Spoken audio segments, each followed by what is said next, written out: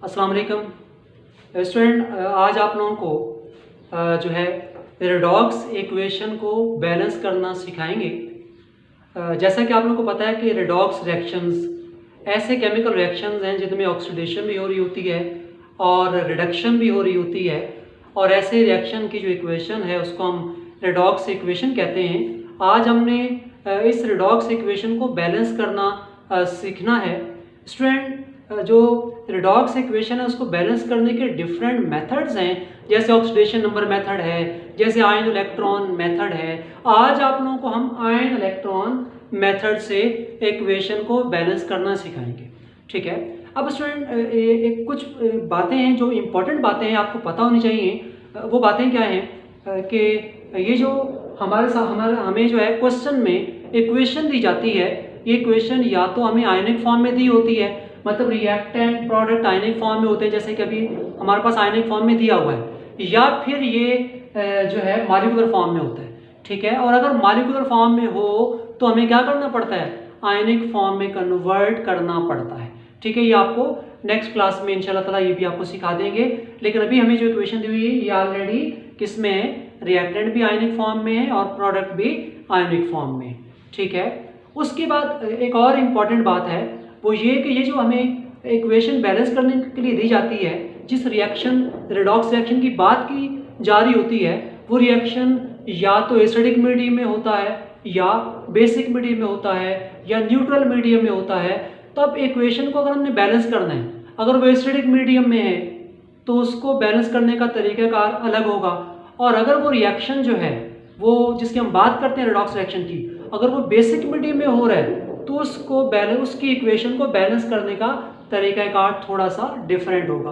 तो ये बात आपके जहन में रहनी चाहिए। हमें जब हम इक्वेशन को बैलेंस करना स्टार्ट करें तो हमें पता होना चाहिए कि ये जो हम जिस इक्वेशन को बैलेंस करने जा रहे हैं, ये रिएक्शन एसिडिक मीडियम में हुआ है या बेसिक मीडियम में, ठीक है। तो आपको जब सवाल दिया जाता है तो साथ में मेंशन कर दिया जाता है, एसिडिक या बेसिक लिख दिया जाता है। और अगर ना लिखा जाए, कुछ इक्वेशंस ऐसी होती हैं जिनको देखकर पता चल जाता है कि एसिडिक मीडियम है या बेसिक, उसमें एसिड या बेस नजर आ जाता है, ठीक है। जैसे फॉर एग्जांपल इसको आप गौर से देखें तो यहाँ पर आपको H पॉजिटिव नजर आ रहा है, जिससे आपको पता चल गया कि ये जो रिएक्शन है एसिडिक मीडियम में हुआ है, ठीक है। तो इसका मतलब हम जो इक्वेशन बैलेंस करने जा रहे हैं ये कौन सा मीडियम है, एसिडिक मीडियम।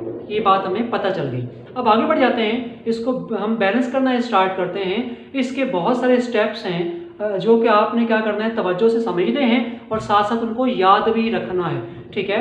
तो आप अगर एक बार इसको तवज्जो से समझ लेंगे तो इस तरह की जितनी भी इक्वेशंस आपके सामने आएंगी तो बड़ी आसानी से आप उनको बैलेंस करते चले जाएंगे, ठीक है। अब हम आते हैं स्टेप नंबर 1 पर आते हैं। स्टेप नंबर 1 में हम क्या करते हैं, हमें जो रेडॉक्स इक्वेशन दी गई है, ठीक है, इसके अंदर ऑक्सीडेशन भी हुई है, रिडक्शन भी हुई है। इस रेडॉक्स इक्वेशन को हमने दो हाफ रिएक्शन में, ऑक्सीडेशन हाफ रिएक्शन और रिडक्शन हाफ रिएक्शन में हमने क्या कर देना, इसको स्प्लिट कर देना है। अब जरा गौर कीजिएगा, यहाँ पर हमने गौर करना है कि ऑक्सीडेशन कहाँ हो रही है और रिडक्शन कहाँ हो रही है। यहाँ पर ये Cr2O7 यानी कि डाइक्रोमेट आयन, इसमें देखें यहाँ क्रोमियम है, ठीक है, और ये क्रोमियम। यहाँ पर अगर आप इस पे क्रोमियम पर चार्ज चेक करें तो यहाँ पर आप कैलकुलेट करें क्रोमियम पर चार्ज, तो आपको नजर आएगा क्या, +6। चार्ज कितना आएगा, +6। कैलकुलेशन आपको सिखा चुके हैं, ठीक है, कि +6 चार्ज आएगा। उसके बाद यहाँ पर प्रोडक्ट में आकर देखें क्रोमियम पर कितना चार्ज है, +3। तो इसका मतलब ये हुआ कि क्रोमियम जो है वो क्या हो रहा है, उसका चार्ज कम हो रहा है, मतलब रिडक्शन हो रही है। तो हमारे पास ये रिडक्शन हाफ रिएक्शन बन जाएगा, ठीक है। तो यहाँ पर Cr2O7, ठीक है, और Cr+3, तो यहाँ पर क्या हो रहा है, हमने रिडक्शन हाफ रिएक्शन लिख दिया। इसका लिंक जो रिलेशन है Cr2O7 का किसके साथ बनेगा, क्रोमियम के साथ बनेगा, ठीक है। ये बात याद रहे। उसके बाद हमने नेक्स्ट देखना है, नेक्स्ट जरा गौर से देखें कि यहाँ पर आयोडीन है, इस आयोडीन पर चार्ज कितना है, 0 चार्ज है, मतलब कोई चार्ज नहीं है। यहाँ पर आयोडेट जो है, इसमें आयोडीन पर चार्ज कितना है, +5। आप कैलकुलेट करेंगे तो आपको पता चल जाएगा कितना है, +5। तो यहाँ पर चार्ज 0 से +5 हो गया है, आयोडीन का चार्ज बढ़ गया है। तो आयोडीन की क्या हो गई, ऑक्सीडेशन। तो ये ऑक्सीडेशन हाफ रिएक्शन, ठीक है। तो आयोडीन और आयोडेट आयन। तो इस तरह से पहला काम क्या होता है कि हमने इस इक्वेशन को दो हाफ रिएक्शन में स्प्लिट कर देना है कौन सा, रिडक्शन हाफ रिएक्शन और ऑक्सीडेशन हाफ रिएक्शन। ठीक है, पहले हम ये काम कर देंगे। ये काम करने के बाद आप जरा यहाँ देखिए, यहाँ पर हाइड्रोजन आयन भी आपको नजर आ रहा है, यहाँ पर इसके अलावा H2O, इस तरह की जो चीजें आपको नजर आए उनको आपने क्या करना है, यहाँ पर नहीं लिखना। ठीक है, यहाँ पर वही रिएक्टेंट प्रोडक्ट लिखेंगे जिनकी ऑक्सीडेशन और रिडक्शन हो रही है। ठीक है, इसके अलावा H पॉजिटिव है, H2 इनको आप यहाँ पर नहीं लिखेंगे। ठीक है, उसके बाद आगे बढ़ जाते हैं। आगे बढ़कर स्टेप नंबर 2 पर आ गए। स्टेप नंबर 2 में हम क्या करेंगे, स्टेप नंबर 2 में ऑक्सीजन और हाइड्रोजन के अलावा जितने भी एलिमेंट्स हैं उनको क्या कर देंगे, बैलेंस कर देंगे। ठीक है, अब हम क्या करते हैं, इन्हीं को जो है, इन्हीं का आप जो रिएक्शंस हैं इन्हीं को नेक्स्ट स्टेप में लिख देते हैं, सेकंड स्टेप में लिख देते हैं। इसको भी लिख देते हैं यहाँ पर और इसको भी यहाँ लिख देते हैं। अब हम देखते हैं एलिमेंट्स को बैलेंस करते हैं ऑक्सीजन और हाइड्रोजन के अलावा। अब यहाँ आ जाए, ऑक्सीजन के अलावा क्या है, क्रोमियम। यहाँ क्रोमियम कितने हैं, यहाँ क्रोमियम 2 हैं। यहाँ क्रोमियम कितने हैं, यहाँ देखें, ये चार्ज नहीं देखना, यहाँ देखना है क्रोमियम कितने हैं, 1 है क्रोमियम। तो क्या करेंगे, कैसे बराबर करेंगे, यहाँ पर 2 लगा देंगे तो दोनों तरफ क्रोमियम की तादाद क्या हो जाएगी, बराबर हो जाएगी। ठीक है, अब यहाँ पर आ जाए, यहाँ पर किसको बैलेंस करना है, ऑक्सीजन और हाइड्रोजन के अलावा क्या है, आयोडीन। आयोडीन कितने हैं, 2। यहाँ कितने हैं, यहाँ आयोडीन 1 है। तो क्या करेंगे, यहाँ पर भी 2 लगा देंगे ताकि ये बराबर हो जाए। तो आपने सेकंड स्टेप में क्या किया, एलिमेंट्स को बैलेंस कर लिया। ठीक है, उसके बाद आप स्टेप नंबर 3 पर जाएंगे। इस स्टेप नंबर 3 में क्या करना है, इस स्टेप नंबर 3 में हमने बैलेंस करना है किसको, ऑक्सीजन को। ठीक है, चूंकि ऑक्सीजन के अलावा जो एलिमेंट्स उनको बैलेंस कर चुके हैं, ऑक्सीजन को बैलेंस नहीं किया, अब हमने ऑक्सीजन को बैलेंस करना है। कैसे बैलेंस करेंगे, उसके लिए हम क्या इस्तेमाल करेंगे, water, H2O, by adding water. ठीक है, हमने वाटर को इस्तेमाल करके ऑक्सीजन को बैलेंस करना है। जरा गौर से देखिएगा, गौर से बात को समझिएगा ताकि बात समझ में आ जाए। यहाँ इसी को हम क्या करते हैं, हाफ रिएक्शंस को आगे लिख देते हैं, इसको भी और इसको भी नेक्स्ट स्टेप में लिख देते हैं। और अब आप देखते हैं किसको, ऑक्सीजन को। गौर से देखते हैं कि ऑक्सीजन कितने हैं, आपको नजर आ रहे हैं, यहाँ 7 ऑक्सीजन है। यहाँ कितना ऑक्सीजन है, कोई ऑक्सीजन नहीं है। तो क्या करेंगे, यहाँ पर 7 वाटर मॉलिक्यूल ऐड कर देंगे।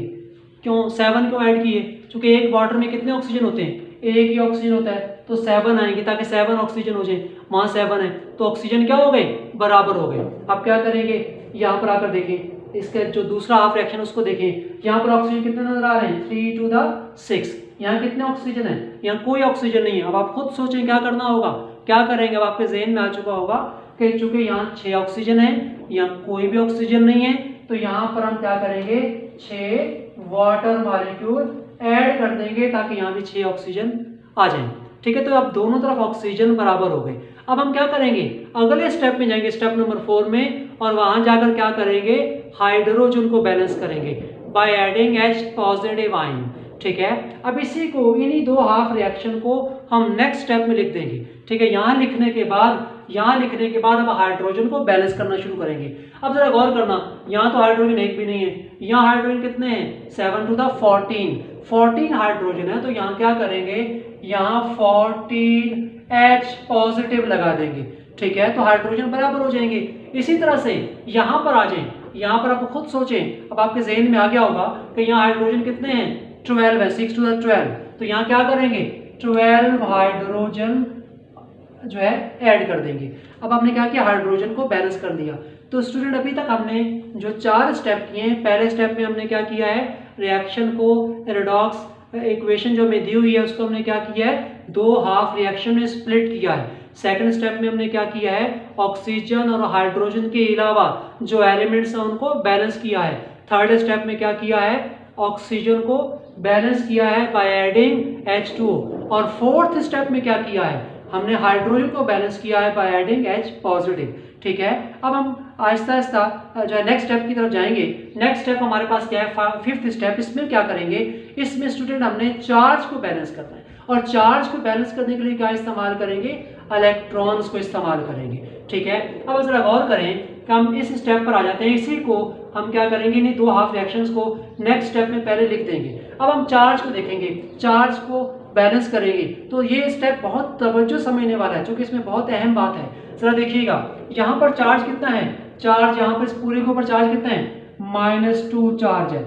इस पर चार्ज कितना है, +1, और ये 14 तो +14, ठीक है। यहाँ पर चार्ज कितना है +3, 2 से मल्टीप्लाई करें तो क्या आ जाएगा +6, और इस पे चार्ज कितना है 0, H2O पे चार्ज 0 है, 7 से मल्टीप्लाई करें तो क्या आएगा 0 ही आएगा। अब इन दोनों को ऐड कर दें, प्लस माइनस माइनस तो क्या आएगा +12, यहाँ पर क्या आएगा +6। तो इस तरह से अब रिएक्टेंट साइड पर कितना चार्ज है +12, प्रोडक्ट साइड पर कितना चार्ज है +6। चार्ज जो है आपने बराबर करना है, बराबर नहीं इक्वल करना है। कैसे इक्वल करेंगे, इलेक्ट्रॉन को ऐड करना है, और इलेक्ट्रॉन किसी भी जब हम ऐड करते हैं जगह पर तो वहां पर इलेक्ट्रॉन क्या करते हैं, चार्ज को क्या करते हैं, कम कर देते हैं। तो लिहाजा इसका मतलब यह है कि इलेक्ट्रॉन में कहाँ ऐड करने पड़ेंगे, जहां पर चार्ज ज्यादा है, ठीक है, क्योंकि इलेक्ट्रॉन का एडिशन चार्ज को क्या करता है, कम करता है। पहले तो आप ये देखेंगे दोनों तरफ चार्ज का कितना फर्क कितना आ रहा है, डिफरेंस कितना आ रहा है, यहाँ और यहाँ कितना फर्क आ रहा है, 6 का डिफरेंस आ रहा है, 6 का फर्क आ रहा है, ठीक है। तो लिहाजा हम क्या करेंगे, 6 इलेक्ट्रॉन ऐड कर देंगे। कहाँ ऐड कर देंगे, यहाँ पर।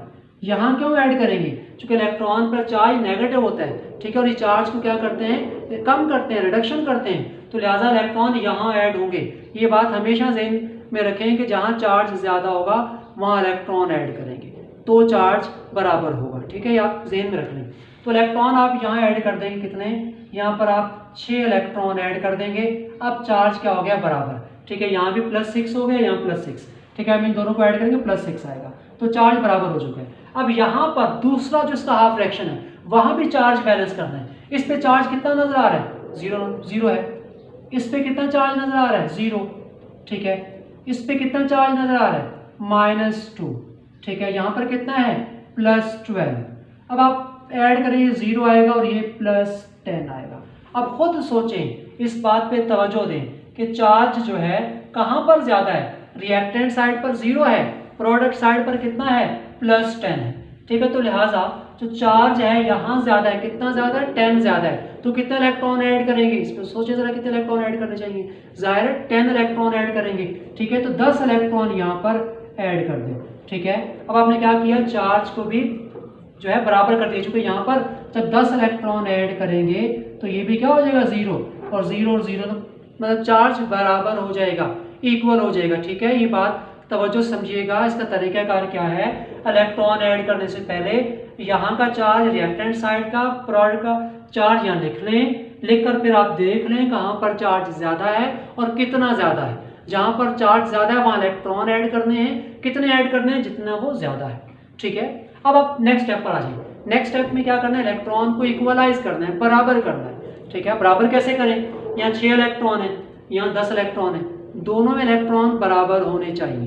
तो इलेक्ट्रॉन बराबर करने के डिफरेंट तरीके हैं। एक तरीका मैं पहले बताता हूँ, वो ये है कि यहाँ 6 है, यहाँ 10 है, इन दोनों का आप क्या करें, इन दोनों का एलसीएम लें। जब इन दोनों का आप एलसीएम लोगे तो क्या एलसीएम आएगा, एलसीएम आएगा 30, दोनों का एलसीएम 30 है। अब 6 को किससे मल्टीप्लाई करें, 30 आएगा 5 से, ठीक है। 10 को किससे मल्टीप्लाई करें, 30 आएगा 3 से। इसका मतलब इसको 5 से मल्टीप्लाई कर दें और इसको 3 से। जब इसको 5 से मल्टीप्लाई करेंगे तो फिर सिर्फ इसको नहीं करेंगे, इस पूरी इक्वेशन को 5 से मल्टीप्लाई करना पड़ेगा, ठीक है, इसको 30 करने के लिए। और इसको 30 करने के लिए 3 से, इस पूरी इक्वेशन को 3 से मल्टीप्लाई करना पड़ेगा, ठीक है। अब हम क्या करते हैं, इसको मल्टीप्लाई कर देते हैं किससे, इस इक्वेशन को 5 से। तो ये क्या आ जाएगा, ये आ जाएगा 5Cr2O7, और इसी तरह से 5 से मल्टीप्लाई करेंगे 70H पॉजिटिव, फिर यहाँ पर आ जाएगा 30 इलेक्ट्रॉन, ये 10Cr+3 आ जाएगा। इसी तरह से यहाँ पर 35H2, ठीक है। अब यहाँ पर 3 से मल्टीप्लाई करना है तो यहाँ पर क्या करेंगे, यहाँ 3 आयोडीन आ जाएगा। इसी तरह से ये आएगा 18H2O, ठीक है। और ये क्या आ जाएगा 6 आयोडेट आयन, 36 और 30 इलेक्ट्रॉन, ठीक है। अब यहाँ पर हमने क्या किया, इलेक्ट्रॉन को इक्वलाइज कर दिया। इसका एक तरीका और बता रहा हूँ इलेक्ट्रॉन को इक्वलाइज करने का, वो यहाँ से देखें, यहाँ देखें, यहाँ ऑक्सीडेशन रिडक्शन हो रही है, यहाँ पर जो है कितना फर्क आ रहा है चार्ज का, 3 का फर्क आ रहा है, ठीक है। से 3 इलेक्ट्रॉन क्या किए हैं, गेन किए हैं। और यहाँ पर चार्ज का कितना फर्क आ रहा है, देखें यहाँ पर 5 का फर्क आ रहा है। ठीक है, इसको जरा तवज्जो से देखिएगा। मैं एक दूसरा एंगल बता रहा हूँ कि अगर यहाँ पर 3 का आ रहा है फर्क, इसने 3 इलेक्ट्रॉन गेन किए, तो इसको आप क्या करेंगे, 3 से मल्टीप्लाई करेंगे। ठीक है, और आपने क्या किया है, 3 से मल्टीप्लाई किया है, 3 से मल्टीप्लाई किया है। और यहाँ पर 5 का, तो यहाँ किससे मल्टीप्लाई करेंगे, 5 से। तो किससे मल्टीप्लाई किया आपने, 5 से किया। एक ये एंगल है इस तरीके से, ठीक है, दूसरा तरीका ये भी है। ठीक है, और यहाँ पर आप जब इक्वेशन को बैलेंस करते हैं तो आपको इस साथ लिखना पड़ता है, बताना पड़ता है किसके बारे में, कि ऑक्सीडेशन कहाँ हो रही है, रिडक्शन कहाँ हो रही होती है। ठीक है, अब आगे बढ़ जाते हैं। आगे बढ़कर स्टूडेंट हमने जो है अब क्या करना है कि दोनों हाफ रिएक्शन को क्या कर देना है, ऐड कर देना है। ठीक है, ऐड करेंगे तो वापस हमारे पास जो है सिंगल रिएक्शन आ जाएगा दोनों को ऐड करने के बाद। ठीक है, जो वो बैलेंस्ड होगा। अब ऐड करके देखते हैं स्टूडेंट, यहाँ पर जब ऐड करेंगे तो जरा याद रहे कि यहाँ पर जो एक जैसी चीज़ें हैं उनको मतलब ऐड कर देंगे। यहाँ पर देखिए 5Cr2O7 2 माइनस, इसको एज इट इज लिख देंगे। ठीक है, उसके बाद यहाँ पर 3 आयोडीन ये लिख देंगे। इसके बाद यहाँ पर 70H पॉजिटिव है, यहाँ पर 36H पॉजिटिव है। ठीक है, तो 36H पॉजिटिव जो है उसको अगर हम इस साइड पर लेकर आएंगे तो इस साइड पर क्या हो जाएगा, माइनस हो जाएगा। तो माइनस 70 में से 36 क्या हो जाएगा, माइनस। तो कितना बचेगा, 34H पॉजिटिव। ठीक है, अब हम क्या करेंगे, देखिए यहाँ पर इलेक्ट्रॉन है 30 इलेक्ट्रॉन, 30 तो कैंसिल हो जाएंगे, ये प्लस 30 है, ये 30 भी इधर आकर माइनस हो जाएगा, तो आपस में कैंसिल हो जाएंगे। ठीक है, अब आप आ जाए इसके ऊपर, ये वाटर है, वाटर मैंने नहीं लिखा, क्यों नहीं लिखा, उसकी वजह क्या है कि यहाँ पर 35 वाटर है, तो ये 18 वाटर है, ये वहाँ जाकर क्या हो जाएगा, माइनस हो जाएगा। मतलब ये जो है आपको याद रखना है, आपको पता होना चाहिए कि जहाँ पर देखिए एक तरफ वैल्यू हाइड्रोजन की ज़्यादा होगी, एक तरफ कम होगी, इस तरह से वाटर की वैल्यू एक तरफ ज़्यादा होगी और एक तरफ कम होगी। तो अब हम ज़्यादा को अपनी जगह पर रहने देंगे और कम वाले को उसके उस तरफ लेकर आएंगे ताकि आंसर हमारा पॉजिटिव आए। ठीक है, इसी तरह से यहाँ पर आ जाए तो ये क्या आएगा, 10Cr प्लस 3। इसी तरह से यहाँ पर 6 आयोडेट। ठीक है, फिर उसके बाद 35 में से 18 माइनस कर तो क्या आएगा, 17H2। ठीक है, इस तरह से हमने क्या किया, हमने इसको बैलेंस कर लिया। ये हमारे पास जो है आंसर आ गया, एक इक्वेशन आ गई, इसको हम कहते हैं ये बैलेंस्ड इक्वेशन है। अब हम चेक भी कर सकते हैं बैलेंस है या नहीं, चेक करना भी चाहिए ताकि हमें पता चले कि हमने जो वर्किंग की है, इतना सारा काम किया है, क्या उसमें कोई एरर तो नहीं। हम चेक करते हैं, जरा देखें कैसे चेक करते हैं, तवज्जो आपकी यहाँ रहनी चाहिए। यहाँ देखें क्रोमियम कितने हैं, 5 to the 10, यहाँ कितने क्रोमियम है, 10 बराबर हो गए। आयोडीन कितने हैं, 3 to the 6, यहाँ कितने हैं, 6 बराबर हो गया आयोडीन। अब आप आ जाए हाइड्रोजन पर, यहाँ कितने हैं, 34, यहाँ कितने हाइड्रोजन, 17 और H2 कितना आएगा, मल्टीप्लाई करें 2 और 17 को तो 34। ठीक है, ऑक्सीजन 7 5 था 35, यहाँ ऑक्सीजन कितने हैं, 6 3 था 18 प्लस 17 कितने हो गए, 35। तमाम एलिमेंट्स बैलेंस है। ठीक है, क्रोमियम बैलेंस्ड है, आयोडीन बैलेंस्ड है, हाइड्रोजन बैलेंस्ड है। अब चार्ज को भी देखना है कि चार्ज भी बराबर है या नहीं, उसको भी चेक करना है। तवज्जो यहाँ रहे, यहाँ चार्ज 5 to the 10 -10, यहाँ पर चार्ज कितना है, 0, यहाँ चार्ज कितना है, प्लस 34। ठीक है, अब इधर आ जाए, यहाँ पर प्लस 30 और यहाँ पर कितना है, -6, यहाँ पर कितना चार्ज है, 0। अब आप क्या करें, प्लस 34 -10 तो क्या आएगा, प्लस 24। ठीक है, यहाँ पर प्लस 30 -6 तो प्लस 24।